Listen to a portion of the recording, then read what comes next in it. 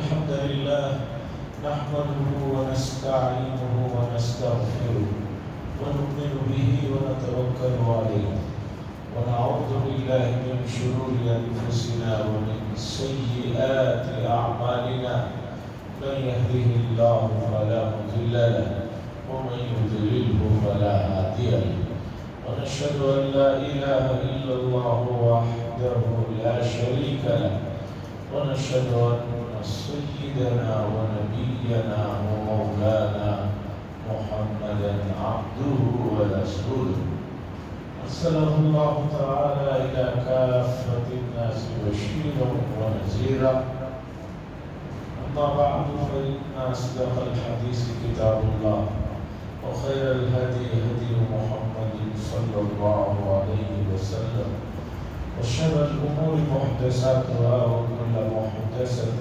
بدعة وكل بدعة ضلالة وكل ضلالة في النار.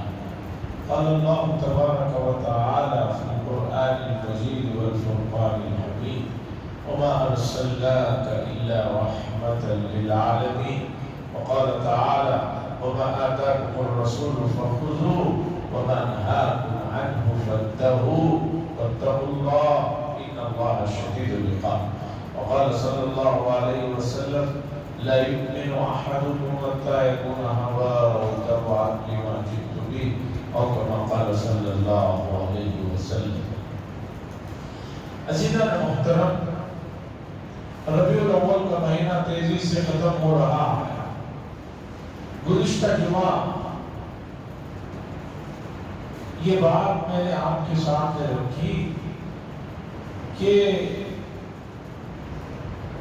رسول اللہ صلی اللہ علیہ وسلم کی ذات اقدس عالمگیر شخصیت ہے اور تمام انبیاء میں یہ شرف اور یہ مقام اور یہ حیثیت صرف رسول اللہ صلی اللہ علیہ وسلم کو ملی کہ آپ کو ایسا رسول اور نبی بنا کر بھیجا گیا جو تمام اقوام کے لیے، تمام عالم کے لیے اور قیامت تک کے لیے جو بھی رہتی ہیں دنیا میں تبدیلیاں، چیلنجز ہو سکتی ہیں، ان سب کو رسول اللہ صلی اللہ علیہ وسلم کی لائی ہوئی تعلیمات رہنمائی کر سکتی. گزرے ہوئے شریعتوں کو دیکھیے، مخصوص علاقوں میں مخصوص حد تک ان کا مقام ہوتا تھا. حضرت ابراہیم علیہ السلام ملک شام میں ہیں، بازو ہی قریب میں ان کے بھتیجے حضرت لوط علیہ السلام پیغمبر. حضرت موسیٰ علیہ السلام پیغمبر ہیں، ان کے بھائی انہی کے ساتھ حضرت ہارون علیہ السلام بھی، انہی کے ساتھ یوشع ابن نون وہ نبی ہیں، وہ بھی ہیں. حضرت داؤد علیہ السلام پیغمبر ہیں، انہی کے ساتھ حضرت سلیمان علیہ السلام بھی وہاں پر جو ہے پیغمبر ہے اور کام کر رہے ہیں. یعنی گزرے ہوئے زمانوں میں ایک ہی زمانے میں کئی انبیاء ہوتے تھے، کچھ اس علاقے کے لیے، کچھ اس علاقے کے لیے. اسحاق علیہ السلام کے بعد یعقوب علیہ السلام پیغمبر ہیں، ان کے فرزند یوسف علیہ السلام بھی پیغمبر ہیں.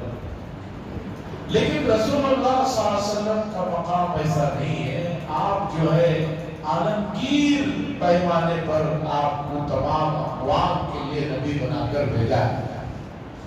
اسی بات کو میں نے گزشتہ جمعہ رکھا اور میں نے یہ کہا کہ اس موضوع پر آج سے تقریباً 100 سال پہلے علامہ سید سلیمان ندوی صاحب کی خطبات ہوئے تھے مدراس.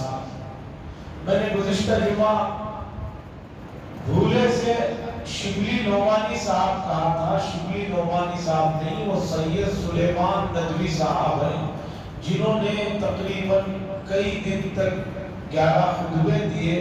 ان خطبوں کو پڑھنے کی اور جاننے کی ضرورت ہے کہ رسول اللہ صلی اللہ علیہ وسلم کا مقام جاننے اور سمجھنے کے لیے جس انداز میں، جس تفصیل کے ساتھ مدلل مکمل مفصل انہوں نے یہ کیے، اسے پڑھنا چاہیے، جاننا چاہیے کہ آپ جس نبی کے امتی ہیں ان کی حیثیت کیا ہے، اس کا مقام، ان کا مقام کیا ہے، ان کی بزرگی کیا ہے۔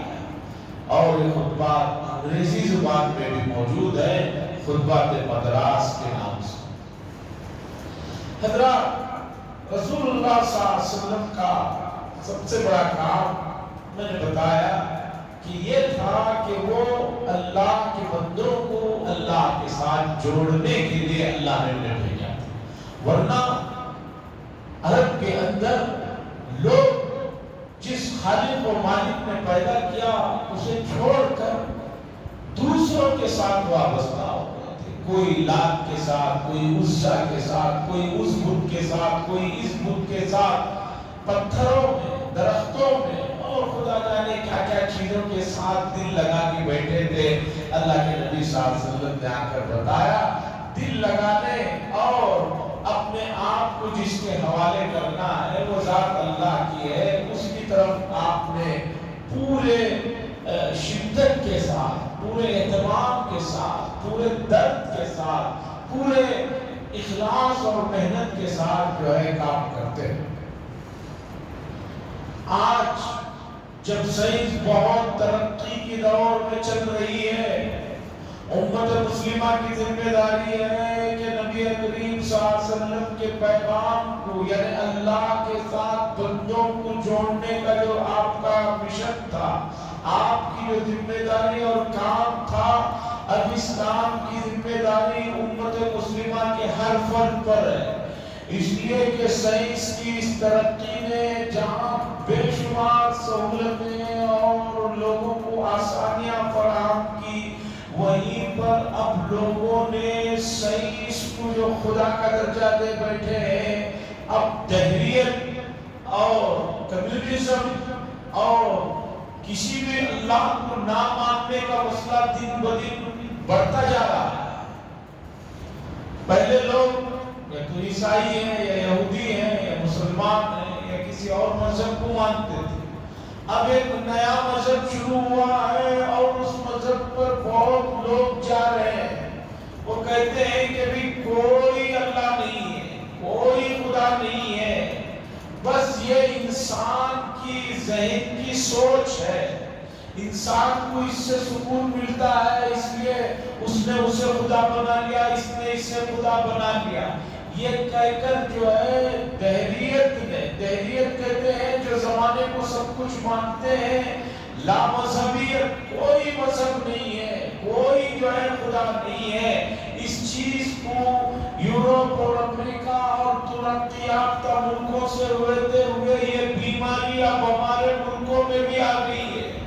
لوگ کہتے ہیں ہم ناستک ہیں، ہم کوئی مذہب کو نہیں مانتے، ہم کوئی خدا کو نہیں مانتے، اور سائنس کے لوگ اس سلسلے میں جو دلائل دیتے ہیں، امت مسلمہ کا طبقہ جو کالجوں میں پڑھ رہا ہے وہ اس سے بڑا متاثر ہو رہا ہے، گمراہ ہو رہا ہے، اس لیے کہ ان کے سوالات ایسے ہوتے ہیں کہ ان سوالات کا ان کے پاس جواب نہیں ہوتا، جس کی وجہ سے وہ اور زیادہ ان کو شک و شبہ میں مبتلا کرتے چلے جاتے ہیں۔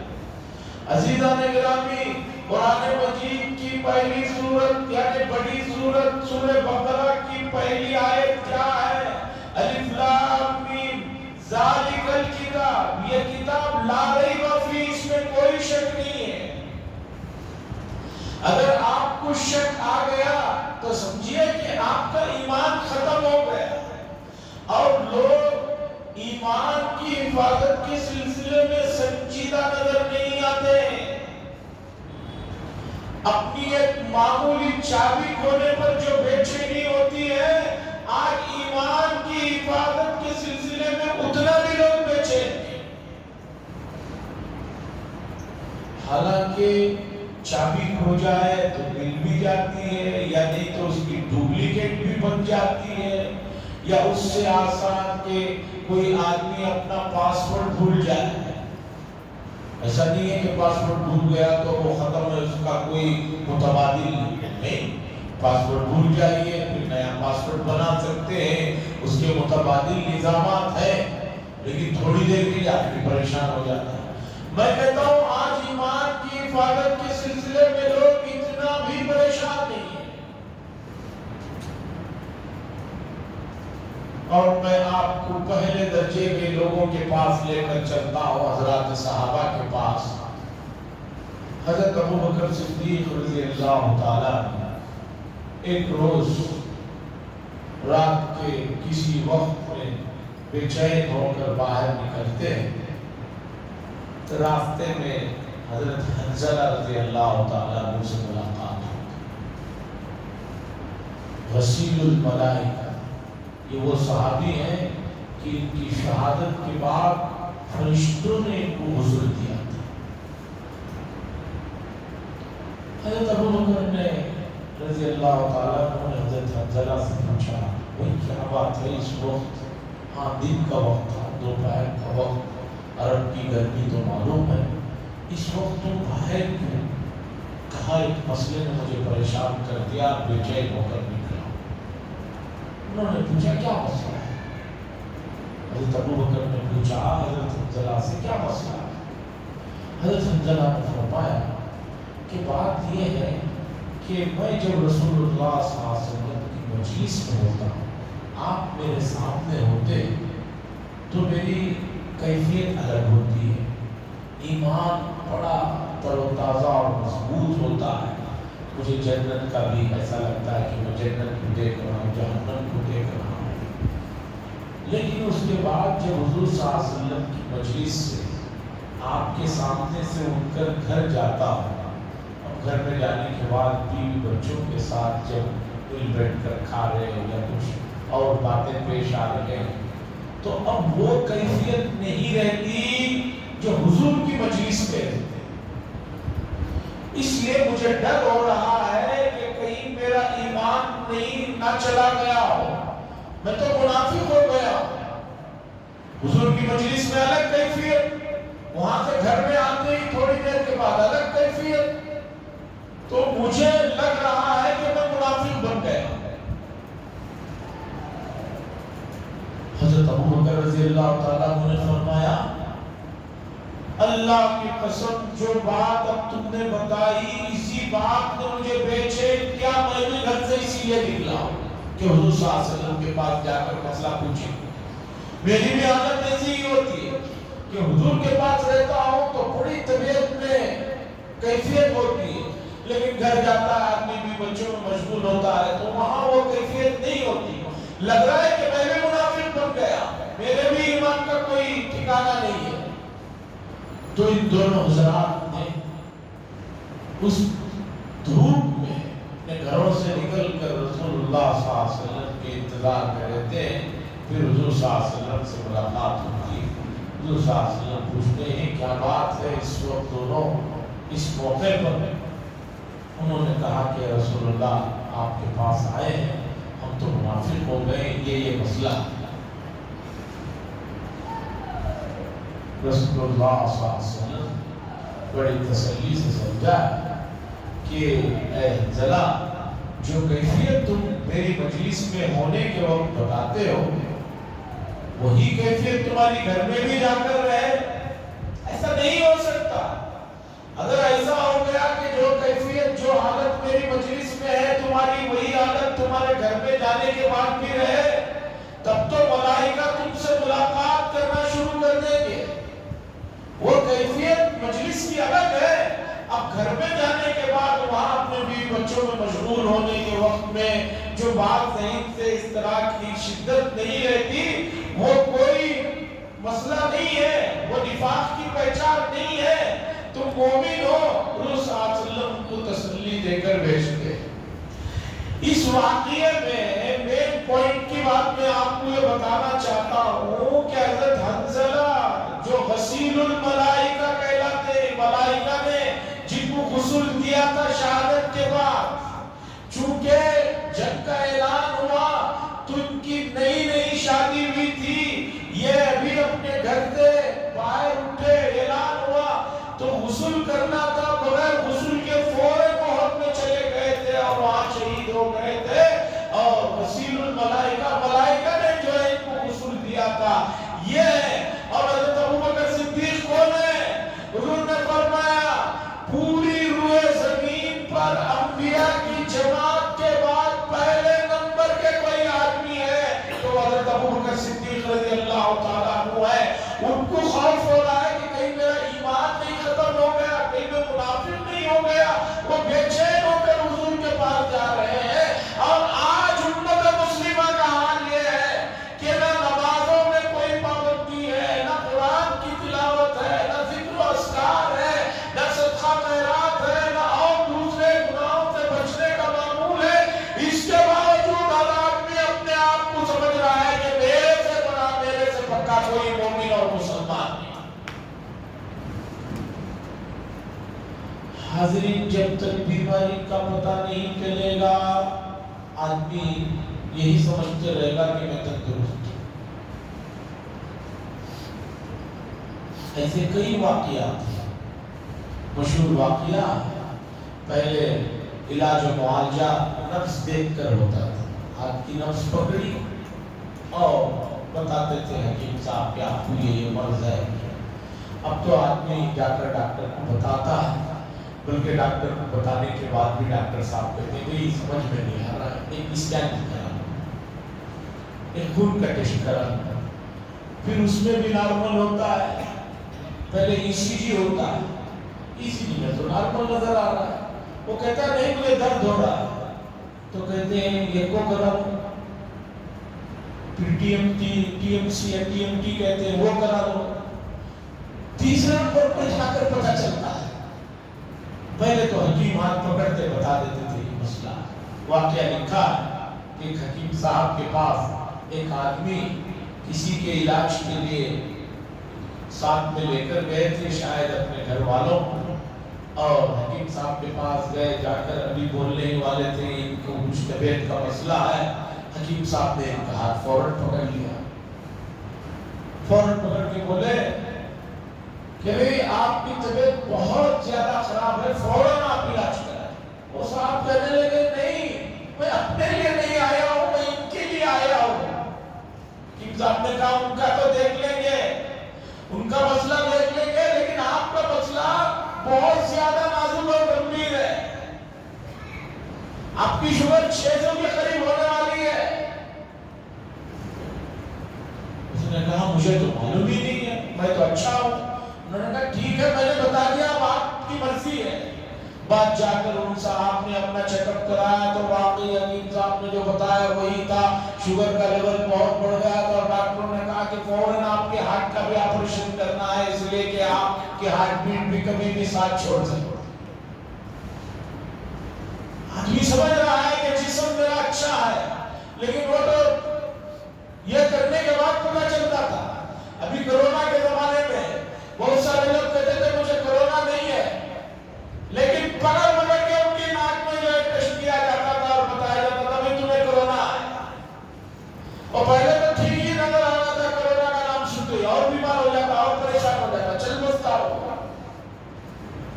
عزیزان گرامی، آپ یہ سمجھیے مسئلے کو کہ روح کا مسئلہ تو اس سے بہت زیادہ نازک ہے. آج ایمان میں شک و شبہ کو ڈالنے کے لیے شیطانی طاقتیں پورے بڑے پیمانے پر کام کر رہے ہیں. اور یہ بات میں 50 مرتبہ بتا چکا ہوں کہ سوشل میڈیا کے پلیٹ فارم سے جتنے بھی لوگ کام کر رہے ہیں اکثریت اس میں جو ہے دین و ایمان کو برباد کرنے والی جو ہے چیزیں. اب ایک نیا طبقہ شروع ہوا ہے، بڑے فخر سے کہہ رہا ہے مسلمانوں کے گھر میں پیدا ہوئے ہیں، کوئی ہندو کے گھر میں پیدا ہوا ہے، وہ کہہ رہا ہے کہ میں کوئی مذہب کو نہیں مانتا ہوں، مذہب کوئی چیز نہیں ہے. اب وہ لوگ جب نوجوانوں سے کالجوں میں دوسری جگہ، جاب کی جگہ، تیسری جگہ ملتے ہیں تو وہ سائنسدان کے حوالے سے جب سوالات کرتے ہیں ہمارے لوگ گھبرا جاتے ہیں. سب سے پہلے ان کا سوال ہوتا ہے، ہم جب یہ کہتے ہیں سب کچھ اللہ نے بنایا تو لوگ کہتے ہیں نہیں بھائی اللہ نے سب کچھ نہیں بنایا، اللہ کی کوئی ذات نہیں. تو ان لوگوں کو سوال آپ ان سے سوال کیجئے کہ یہ کیسے بنا ہے سب کچھ؟ وہ کہتے ہیں ایک مادہ تھا، میٹر تھا، وہ دھماکہ ہوا، اس کے بعد جو ہے یہ سب کچھ جو ہے چیزیں بنتی چلے گی۔ آپ فوراً وہیں ان کو پکڑ لیجئے جب وہ یہ کہیں کہ ایک مادہ تھا کئی لاکھوں سال پہلے پھٹا جس سے سب کچھ بنا، وہیں پکڑ لے کہ بھی ہم کیوں فرض کریں کوئی مادہ تھا پھٹا، کوئی مادہ تھا پھٹا، کیوں فرض کریں؟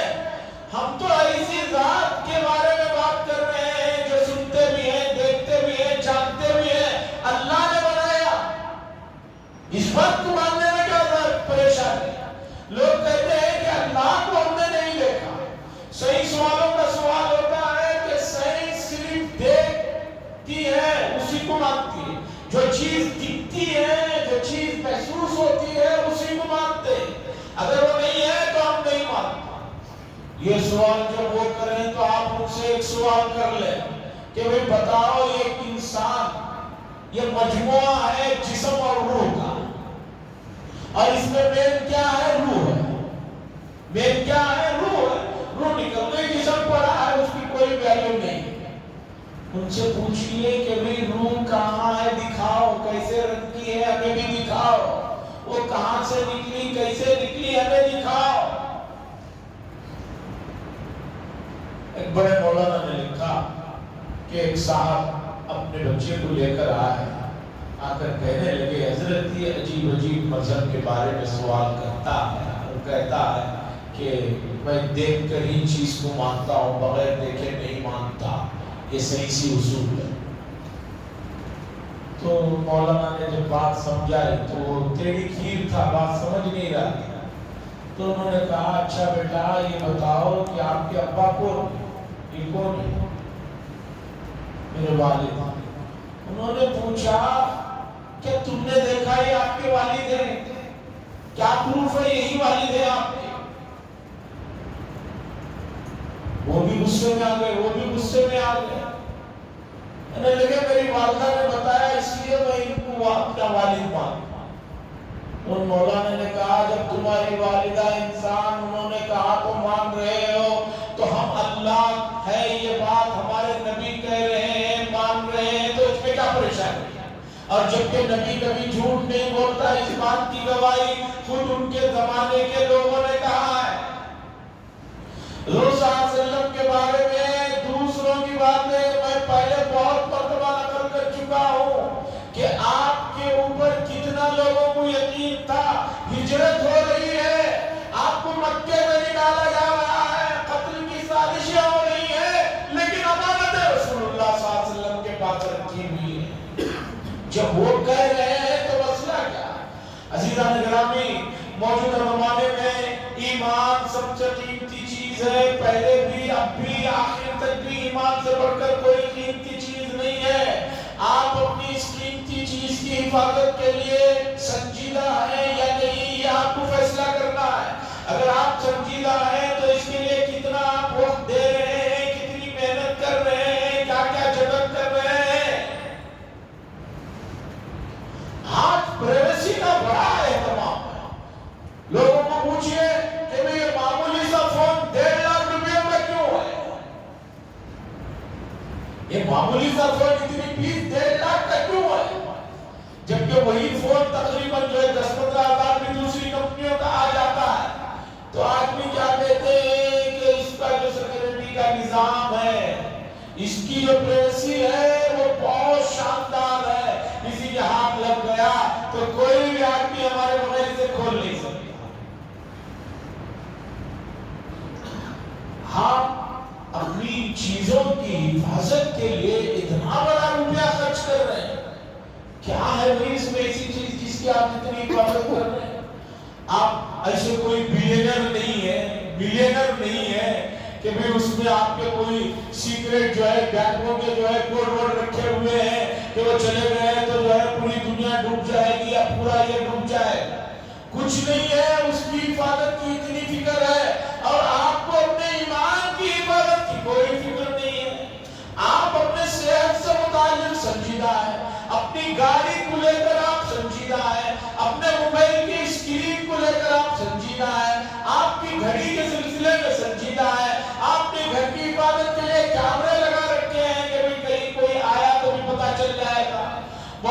چور بھی جو ہے بعض مرتبہ کیمرے دیکھ کر غائب ہو جاتے ہیں کہ کیمرے ہیں پتہ چل جائے گا. یہ پہلے ہوتا تھا. اب چور کیمروں سے بھی نہیں ڈرتے. جاتے جاتے وہ ہارڈ ڈسک بھی لے کر چلے جاتے. جاؤ بیٹھ کر دیکھو جو دیکھنا ہے دیکھ لو. جب چوری کر ہی رہے ہیں تو وہ ہارڈ ڈسک بھی لے کر چلے گئے. اب ہارڈ ڈسک کا بھی گیا زمانہ. اس لیے کہ اس گھر میں گھستے ہوئے اس کا تو ہارڈ ڈسک لے جاؤ گے. سامنے کے گھر کا, ادھر کے گھر کا, ادھر کے گھر کا, 2-4 گھروں میں لگا ہوا ہے تو پھر ان کے بھی ہارڈ ڈسک چوری کرنا نہیں. یہ سب بڑے ذہین لوگ ہوتے ہیں, ہیکرز ہوتے ہیں. وہ کیمروں کو بھی ہیک کر لیتے ہیں. وہ کیمروں کو بھی ہیک کر لیے, اسے بھی کر لیے اور وہ کیمرے لگے ہوئے ہی. بعض لوگ کتوں کو پال کر خوش ہوتے ہیں, رات میں کتے کو بند کر رکھتے ہیں. یہ بھی مجھے سمجھ میں نہیں آیا. بھئی اس کی حفاظت کے لیے گھر کو رکھے ہو تو رات کو اگر اسے باندھ کر رکھے ہو تو وہ کیا حفاظت کرے گا؟ ہاں آپ نے کھلا چھوڑا ہے تو بھی مسئلہ نہیں. اسے لائیں گے, بڑے پیار سے بسکٹ کھلائیں گے, کام کر لے کے چلے جائیں گے. بتانا یہ چاہ رہا ہوں کہ آدمی مادی چیزوں کو جس کی کوئی گارنٹی نہیں ہے, اور آج خاص طور پر کمائی کے جو ذرائع شروع ہوئے ہیں جس میں شیئر مارکیٹنگ ہے, جس میں آدمی ایک ہی رات میں بلین کما لیتا ہے, دوسری رات میں جو ہے بلین نقصان کر دیتا ہے. اچانک پتہ چلتا ہے کہ کمپنی کے شیئر گرتے ہیں, وہ آدمی دنیا کے مالداروں میں 4تھے نمبر پر تھا, پتہ چلتا ہے کہ 100 نمبر کے اندر سے بھی نکل کے 100 کے باہر چلا گیا. مادی چیزوں کے سلسلے میں آپ اتنے حساس ہیں. ہم یہ نہیں کہہ رہے کہ آپ حساس مت ہوئیے. اسلام یہ نہیں کہہ رہا ہے کہ آپ اپنی چیزوں کی حفاظت کے سلسلے میں بے فکر ہو, بلکہ میں نے وہ حدیث سنایا بھی کہ جس میں رسول اللہ صلی اللہ علیہ وسلم نے ایک صحابی جو ملاقات کے لیے آئے, حضور نے پوچھا کیسے آئے, انہوں نے کہا اونٹنی پر آیا ہوں. کہا اونٹنی کہاں ہے؟ کہا باہر چھوڑ رکھا ہوں. اللہ کے نبی نے پوچھا رسی باندھے ہو؟ انہوں نے کہا نہیں, اللہ پر توکل کر کے چھوڑ دیا. حضور صلی اللہ علیہ وسلم نے فرمایا توکل کا یہ مطلب نہیں ہے جاؤ پہلے رسی باندھو اس کے بعد اللہ پر توکل کرو. اسباب کو اختیار کرنے کے سلسلے میں رسول اللہ صلی اللہ علیہ وسلم نے کبھی بھی جو ہے لاپرواہی برتنے کی اجازت نہیں دی, بلکہ رسول اللہ صلی اللہ علیہ وسلم نے ایک صحابی کو غالباً حضرت علی رضی اللہ تعالیٰ عنہ, ان کی آنکھ دھنے لگی تھی, ہم لوگ یہاں جسے مدرسہ ہی بولتے ہیں, وہ ہو گیا تھا اور وہ کھجور کھا رہے تھے. تو رسول اللہ صلی اللہ علیہ وسلم نے فرمایا یہ گرمی کی وجہ سے ہوتا ہے, آپ کھجور کھا رہے ہیں تو اس سے اور جو ہے مسئلہ بگڑے گا, کھجور مت کھاؤ اس موقع پر. حضرت علی دو رشتے تھے رسول اللہ صلی اللہ علیہ وسلم سے, وہ مزاحاً کہنے لگے یا رسول اللہ صلی اللہ علیہ وسلم آنکھ ادھر آئی ہے اس لیے میں کھجور ادھر سے کھا رہا ہوں. وہ مزاحاً کہا تو پرہیز کا حکم بھی دے رہے ہیں رسول اللہ صلی اللہ علیہ وسلم. تو بتانا یہ ہے کہ ایمان کی حفاظت کے سلسلے میں کیا اسباب, کیا طریقہ کار ہے جو اپنانے کی ضرورت ہے, اس مسئلے کو میں آپ کے سامنے رکھنا چاہتا ہوں. اس لیے کہ لوگ سائنس کو خدا کا درجہ دے دیے اور سائنس والوں کے 2-3 سوالات, پہلا سوال دنیا مادے سے بنی اس پر ایمان لا لیتے, پھر دوسرے نمبر پر سائنس کہتی ہے کہ ہم جب تک کسی چیز کو دیکھتے نہیں سنتے نہیں ہم نہیں مانیں گے, اس پر ایمان لا لیتے ہیں. ارے روح کہاں سے نکلی, کیسی ہے, اسے تو بتاؤ, اسے کس نے دیکھا ہے؟ آدمی کہتا ہے اچانک مجھے یہاں درد ہو رہا ہے. بھئی درد کہاں نظر آ رہا ہے؟ لمبا ہے, چوڑا ہے, موٹا ہے, پتلا ہے, کہاں ہے؟ آپ گر گئے, زخم لگا ہے, زخم نظر آ رہا ہے. اچانک ایک آدمی کہتا ہے مجھے یہاں پکڑ لیا, درد ہو رہا ہے. یہ درد کہاں ہے؟ کوئی ایسی اسکیننگ آئی ہے کہ وہ اسکیننگ دکھائے اس درد کو؟ لیکن آدمی کہتا ہے تو دوسرا مانتا بھی ہے. یہ بغیر دیکھیں کہ چیزوں کو جو بھی کہے مان لیں گے, لیکن ہمیں ہمارے نبی نے بتایا اللہ کی ذات کے بارے میں, تو ہمیں ماننے میں کیا شک ہے؟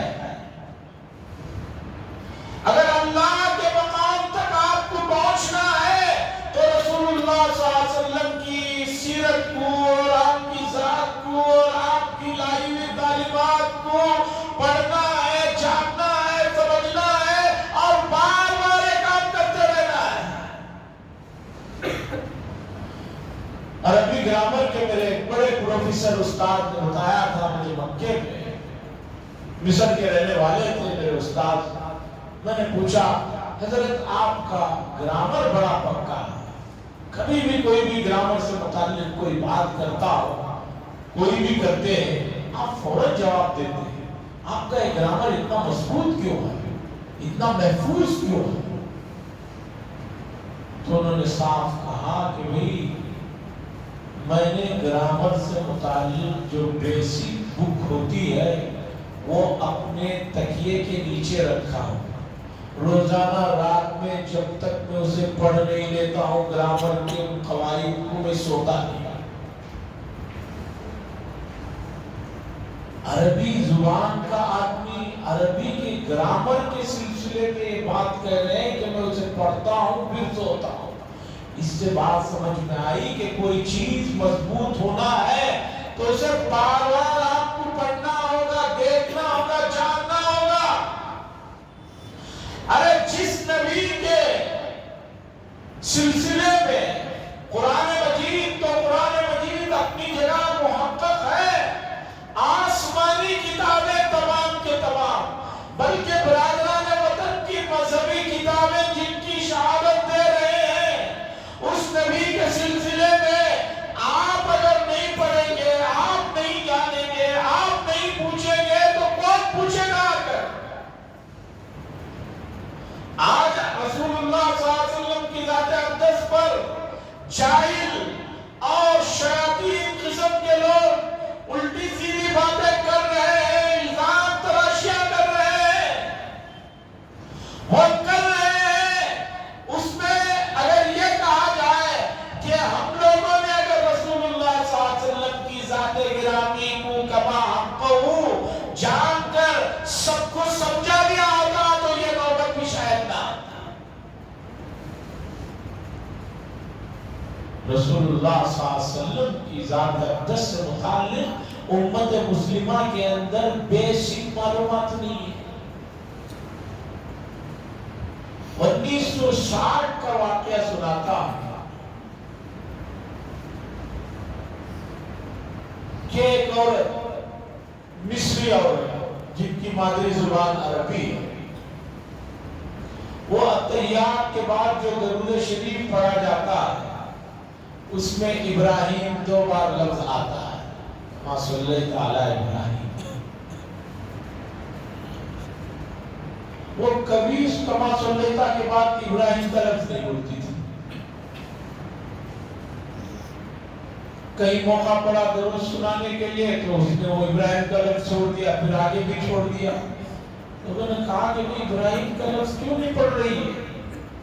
تو وہ عورت کہتی ہے کہ ابراہیم میرے شوہر کا نام ہے، میں اپنے شوہر کا نام کیسے لے سکتا؟ اور عورت ہے 60 سال سے زائد عمر کی، 15 سال سے اگر 60 سال ہی کو مان لیا جائے، 45 سال کی نمازوں میں اس عورت نے کبھی وہ لفظ نہیں پڑھا ہے. یہ ہے نماز سے چھوڑی ہوئی بیسک باتیں، بنیادی باتیں. تو رسول اللہ صلی اللہ علیہ وسلم کے سلسلے میں امت جو رویہ اپنائے ہوئے ہے یہ اچھا رویہ نہیں ہے. اس کا خمیازہ، اس کے نقصانات آپ دیکھ رہے ہیں. صحابہ کی اور اس کے بعد کے زمانے کی زندگیوں کو دیکھیے، کیسے یہ لوگ پوری دنیا میں پھیل گئے اور پوری دنیا میں اسلام کے اخلاق کا لوہا بنوا لیا. اس سب کے باوجود اللہ اور اس کے رسول سے محبت کا انہیں جو سبق ملا تھا، جس طرح سے انہوں نے اپنایا، تاریخ گواہ ہے کہ اس طرح کی محبت کوئی نبی سے نہیں کی. آج نبی کی ذات سے محبت کے دعوے ہیں، بہت باتیں ہیں، لیکن نہ فجر کی نماز کی فکر ہے، نہ عشاء کی نماز کی فکر ہے، نہ سوتے ہوئے لوگوں کو دعا جو حضور صلی اللہ علیہ وسلم پڑھتے تھے وہ یاد ہے. اکثر حضرات کو وہ سب سے جو چھوٹی دعا ہے اللہم بسمک اموت واحیا وہی یاد ہے، وہ بھی بعضوں کو یاد نہیں ہے. اس کے علاوہ بھی نبی کریم صلی اللہ علیہ وسلم رات میں سوتے وقت میں دعائیں پڑھتے تھے، سیدھا ہاتھ ادھر سیدھا رخسار کی طرف رکھتے تھے۔ جب وہ کسی کو یاد کرانے کی بات کی جاتی ہے تو لوگ کہتے ہیں کہ حضرت ذرا شارٹ میں بتائیے۔ سواری کی دعا عموماً کاروں میں بھی بعض جگہ وہ ایک چھوٹا سا اسٹیکر ہوتا ہے، سبحان الذی سخر لنا ھذا وما كنا له مقرنین وانا الی ربنا لمنقلبون۔ یہ پوری دعا نہیں ہے، پوری دعا یہ ہے۔ اس کے بعد اللهم انا نسألك في سفرنا هذا البر والتقوى ومن العمل ما ترضى اللهم هون علينا سفرنا هذا واطوِ عنا بعده اللهم انا نعوذ بك من وعثاء السفر وكآبة المنظر وسوء المنقلب في المال والأهل اللهم انت الصاحب في السفر والخليفة في الأهل۔ ایک مرتبہ کار میں اچھے خاصے نمازی لوگوں کے ساتھ سفر کے موقع پر میں نے کہا چلو دعا پڑھ لو۔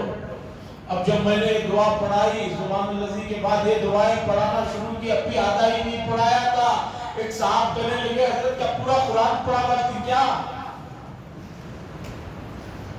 حضرات یہ بڑے دل کی بات ہے، میں بہت ہی ادب کے ساتھ گزارش کرتا ہوں وما ارسلناک الا رحمتا للعالمین، رسول اللہ صلی اللہ علیہ وسلم کو تمام عالموں کے لیے رحمت بنا کر بھیجا گیا ہے۔ وہ آپ کیسے رحمت ہیں وہ آپ سمجھیے، آپ سمجھیں گے تو پھر دوسروں کو سمجھا سکیں گے، اور سمجھنے کے لیے آپ کو تھوڑا سا وقت، تھوڑا سا آپ کے دل میں درد اور فکر ہونا ضروری ہے۔ مجھے امید ہے میری اس سے غیر مرتب ہی صحیح گفتگو سے اگر آپ کسی نتیجے پر پہنچتے ہیں تو یہ بڑی خوشی کی بات ہے۔ وآخر دعوانا